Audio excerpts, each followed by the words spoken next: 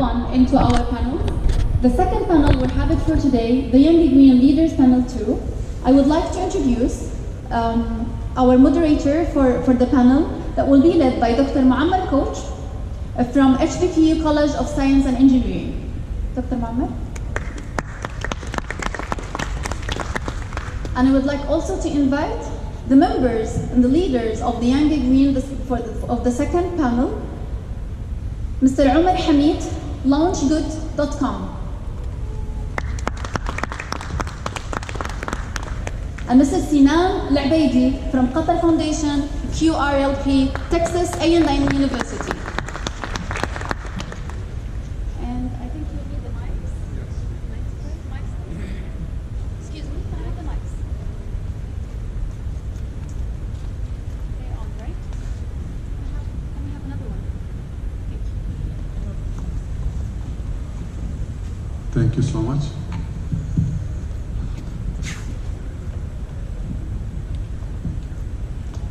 Again, thank you all for coming back after the lunch. I know it is very hard, but we'll try to keep you up because I have very energetic two young men next to me, and I am sure they will share their stories, which will make all of us come back and enjoy the rest of the day.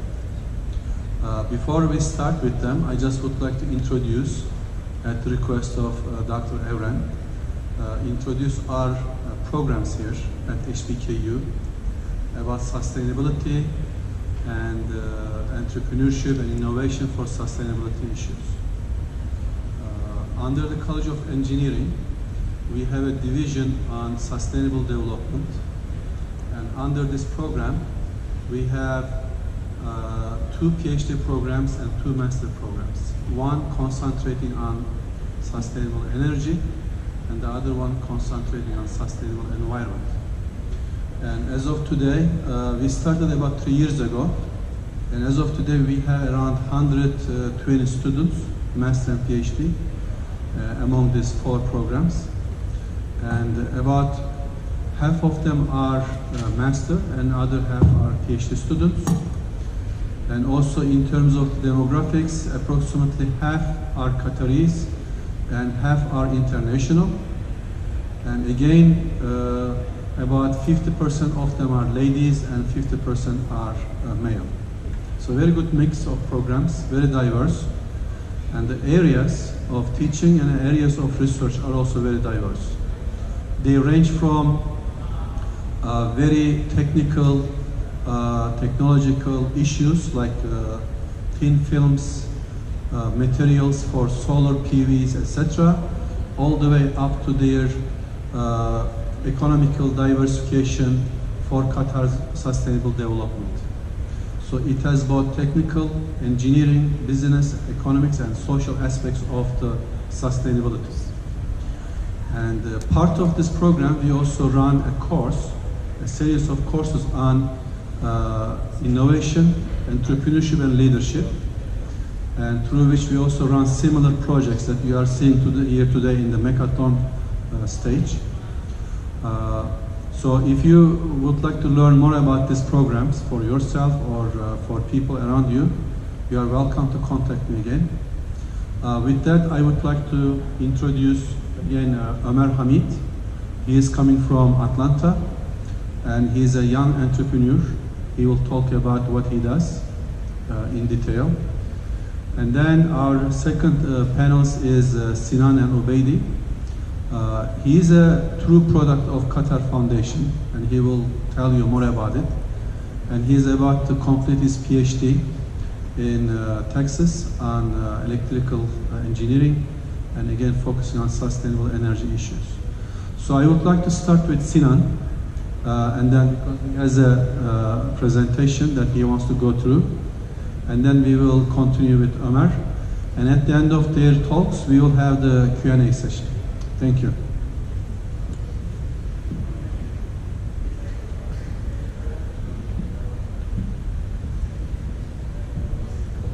Thank you, Dr. Muammar, for this introduction, and thank you for the Makerspace for this opportunity.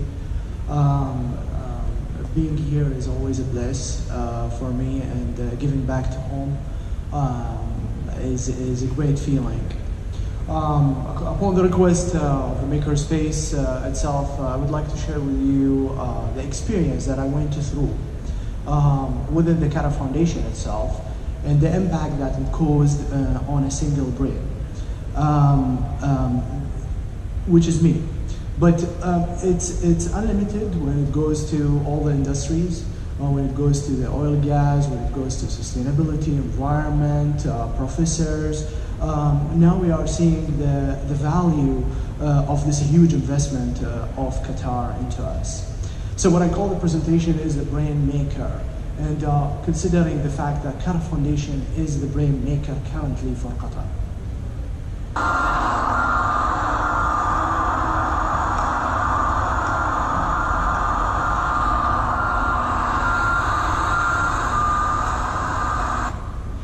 I just shared with you a noise for most of you.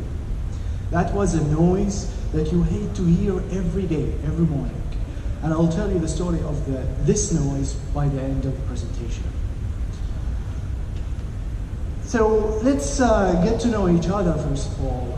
I would like you to pull your favorite device, your cell phone, and go to this link, paulev.com/makers764, and try to answer this question to the best of your knowledge. Let's see what we're gonna get. We're gonna get the answers live. It's paulev.com, makers764. And the question is, what do you think is the main pillar in Qatar's 2030 vision?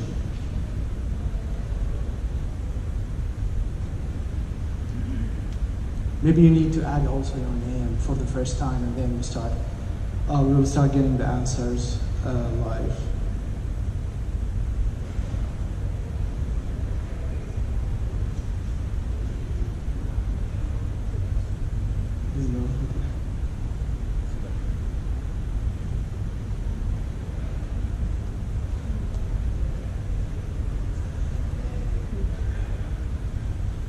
So we're getting some answers. Okay. All right. That's good.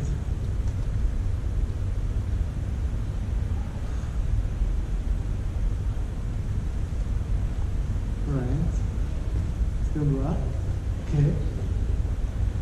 So I'm very happy to see that our world impact, right, for most of the visitors that come to us, I think most of the audience are from outside. They believe in Qatar vision of supporting a human development. Indeed, the primary goal of the Qatar vision is human development, and that's our goal. We work on this on a daily basis. The infrastructure that we have today is all supporting a human development. By achieving a human development, the full potential of a human development, we eventually gonna secure the rest. Let's go to the second question. What is your dream in 10 years? So the first one is buy a house in the Bahamas and smoke cigars, and retire and learn Spanish, make omelets for your husband and wife, and keep making a rial from another.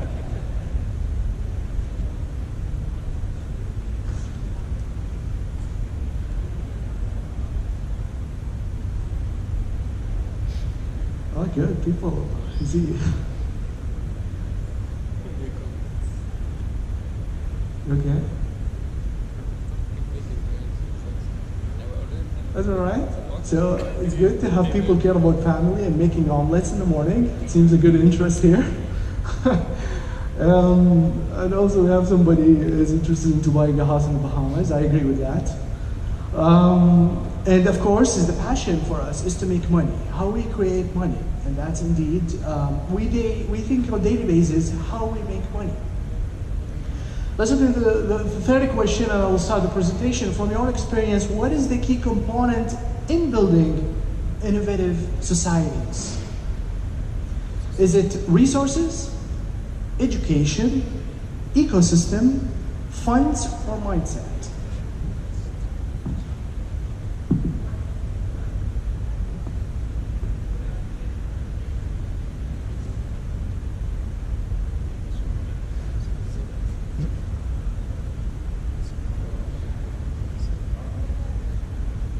So we see there's a huge competition between education and mindset, right? And it's true. Don't you think the ecosystem could affect as well on that behavior? All the integration of all of them into the decision making, or moving or shifting to an innovative society. The challenges that we, what is the main challenges that you're facing as a society makes you choose those things? So it was even hard for me to answer that question because I feel the necessity in each one of them in order to have the proper will to get on board and shift the society to become innovative.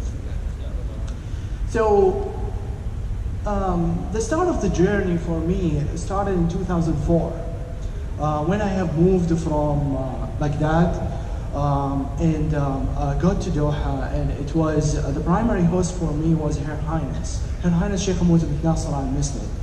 It was a life-changing experience for me, and I have the gratitude until today and the debt to pay back to Qatar in order to help the society and the improvement of it. She offered me a scholarship that changed my life, and it added to me the value, and I believe the brand that I have today is a complete product of her vision. And that happened through the opportunities, the different opportunities that I had throughout my experience within the foundation. The community service opportunities, the education, the research, the gateway to the world from Qatar because of the strategic location it has, the unique education and the opportunities, the universities here, the proximity, the sexiness of having a degree plan from 3 different Ivy League universities in such a proximity. That does not happen anywhere in the world. It's such a unique opportunity that I have been exposed to, and it's because of Her Highness' vision. Indeed, that led me to the complete belief of unlocking the human potential. It can be achieved, and we can do it. And that's a primary goal that I would be having for the rest of my career. I inherited that value from Her Highness' vision. And also, the second one that I have is contribution of building a knowledge-based economy. How do I activate that single act will help the economy to shift and make it based on knowledge. And the huge shift I'm talking about is from consumerism to become more manufacturing and the producers. So the foundation itself has the 4 things that affected me, which is education, like I said earlier, the technical training, the uniqueness that I had throughout my undergraduate degree here. I got training with 3 different industries throughout the whole experience. I had to work with oil and gas, I worked with communication companies, I worked with the industry, manufacturers, all of them throughout my experience. Leadership, I was able to be part of student organizations, trips, representing Qatar and international conferences and exhibitions, be part of a debating club, get to the BBC channel, go to Cambridge, have all this experience because of the nature of the foundation and the value of the human brain. And the entrepreneurship. The entrepreneurship by itself, it's the necessity of the future. We need to have this dynamic effect on us as young entrepreneurs or the young generation. I assume all of us are young, I'm not suggesting anything. But this new know-how that we need to gain in order to meet the future demands of the future economies. And Qatar Foundation was the place for me to have these through courses, interactions, events, meeting people, discussions, getting invited to sit with VIPs. I've given a presentation to the Prime Minister while I was an undergraduate student, and that's a unique opportunity. just because of the closeness that we have with the governance over here. So now I'm doing my PhD in the United States, and the focus of my PhD is it's in electrical engineering. And in my PhD, I think about how I would learn the right tools to address the future needs of Qatar when I come back. So I'm working on optimizing solar energy harvesting, and how do I do the conversion. And this picture is taken from Masharab Downtown Doha project, which is by the Souk Waqif, if many of you visit it, and it looks on the sky view of Doha. Also, I work on the grid. How do I tie those renewable sources with the grid, and how do I develop a system where your neighbor would be selling you energy at one point? Those kind of things will address the future needs. In addition to that, it's not about doing research and sitting in the lab and forget about the outside world. I need to pass this knowledge. It's a requirement that I have. So I went out and reached out to undergraduate students in the main campus in College Station, and I started mentoring them for research activities. I got recognized as a research leader on that campus, and I have a couple of publications, those pictures with my students. In addition to that, I had another interesting story that one guy chose to add one credit of research for all the years until he graduated. In the US, education is not a given privilege. You have to really work for it, right? You have to spend the nights in Starbucks to make that 1 penny in order to graduate. That commitment itself, when he came and told me that story, it made my whole day, because I impacted someone to get passionate about something that he never thought he would really care about at one point. The other factor is management. I expose myself to the management, to the lab. What do I need to do? Maintaining the licenses, development, devices, buying new things, catch up with technologies, just keeping myself involved so I learn throughout the whole experience. It's not just about getting a degree and coming back. The second thing that I care about, in addition to the research, is innovation. So for innovation, I always try to catch in every year a big event that's taking place that I could contribute to the world through, or I create some impact to society. And this year was, for me, is the Youth Assembly in the United Nations in New York took place in February. And what inspired me is that I was reading through the history, and I looked at an article given in San Francisco journal, local journal, and the article name was Baghdad by the Bay. Baghdad by the Bay, I was very confused. Why are they calling Baghdad by the Bay in a San Francisco journal? And why this writer was so curious about that? And it was back in the 50s. And when I investigated that, the author or the writer himself, he was very impressed by the exotic culture that Baghdad was offering the world, and the diversity that it has, and the knowledge that is given to the world. And he created this resemblance of San Francisco as the new city, as a legacy for Baghdad. Unfortunately today, when we first write Baghdad on Google, you're gonna get the worst images. It's all about military, bombs, and army. We're not suggesting that Baghdad is the issue here, but it's the tragedy that we are living today. The shift that this region is suffering from because of the insecurities that it's facing. My initiative is basically how we can bring this back by using a knowledge-based economy. So the proposal that I have given and got approved from the United Nations to be presented in their assembly is that creating a model similar to the Silicon Valley itself, in the most disturbed locations, and using and bring the Arab brains back into thinking about how to build things. That will help them get less distracted and focus on the priorities that they need. That will offer a job security for them, and such that it will shift back us to the right track that we were back at some time, and unfortunately that we lost. And that initiative was called Sumerian Valley, based on the Sumer civilization, which is one of the first civilization in the history of this planet. The second part of innovation, I like entrepreneurship, and I enjoy technologies and working to offer new things. So I got into the idea of how I can industrialize farming, and how I can shift farming from conventional ways to make it a complete industrial process. And we had that done for the livestock. And you can produce a lot of animals by certain processes, but nothing has been done toward the plants. And according to the current research trends in the US, you find a lot of young people going into the field of science and technology to serve plantation and growing, and there's a lot of funds going into that. So I went and I applied for a grant as a student to the National Science Foundation, and I got it approved for the idea, so I'm working on it. And then picked up some momentum from there.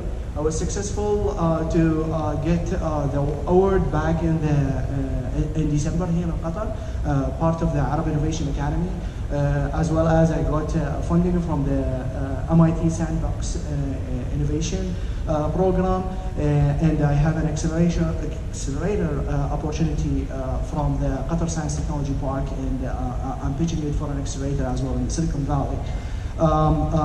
And tomorrow we're meeting TESMO for a possibility of collaboration, which is a governmental agency in Qatar. So Agri Automation is an indoor facility that uses the multi-sensor approach in order to optimize the growth cycles for the plants by including features such as machine learning and artificial intelligence that will help us optimize these growth cycles. And you will have continuous growth cycles through a whole year, and you will be able to increase the yield in order to meet the future demands of the population growth and insecurities that we are suffering from. So now I take it a further step. I'm learning all of these things. How can I service Qatar? That's a primary goal for me as an individual, right? I have inherited the skills of unlocking my potential and others' potential. Creating jobs is a primary thing for me. Looking at the deficiencies of the system. There is no system is perfect in this world. I think about what can I do when I come back here. So I'm currently writing a smart manufacturing initiative for spare parts for local critical applications that we can do a 3D modeling for them that support oil and gas industry or other relevant industries, as well as I'm writing another initiative for national labs utilization for generating independent revenue streams for QFR&Ds. By using the devices that currently are in the labs and not being fully utilized by scientists that could be used in order to serve the industry on a commercial basis within the foundation itself. Teaching, of course, I'm getting a PhD, eventually I have to teach. It's part of the Islam is that we do give zakat, which is part of our money in order to make it I don't know what is the right word for that, but it's a practice in Islam. So part of that practice is to share knowledge. And it's called the zakat of knowledge is by sharing it with others. And teaching is the way to do it. So today I teach a course in College Station, Texas. I teach engineering at this course for the past 3 years. And my students always write me notes, what I have been doing good and bad, and take it to the heart and work on it. And thinking when I come back to Qatar, what I need to do in order to help the society improve this thinking of entrepreneurship, and how I can use that skills that I gain over there. So I'm thinking of developing curriculum for first national course of teaches aspirational ethics for entrepreneurs that integrate techno ecosystems and how we can create this awareness for an engineer before they go out to real life and work for companies. So that's a picture of the ecosystem that we have. It's an orbit, more like an orbit of things rotating around us. Us, the individuals who live here, the residents, the citizens, we face all of these institutions, and we are in the center. And Qatar Foundation is doing a great job and achieving the primary goal of developing humans. We have also here the new initiative, the Maker Space, and that gets us crazy people, right? Entrepreneurs, and that's what exactly we need. And we have today with us in the audience one crazy person that he left his job, okay, and he became the entrepreneur he chose to be in order to serve his community through his vision. And this company is called Qatar. They did an amazing job here. They led the hackathon, and that was because of this man. Okay, so he's one of the crazy people, and you should say hi to him. So this is a beautiful view that you see, and this is the sound you hear. This is the sound, this is the noise for you, but this is the music for me. I used to live in the domes here, and this is what I used to hear every day. I saw the growth of this place. I lived there, this place was just a sand, nothing here, nothing existed. And I was hearing the drilling and the digging and the foundations, and I'm now seeing the growth and living it. So that's the joy for me. And thank you for listening. This is my Thank you, Sinan. It was a great talk.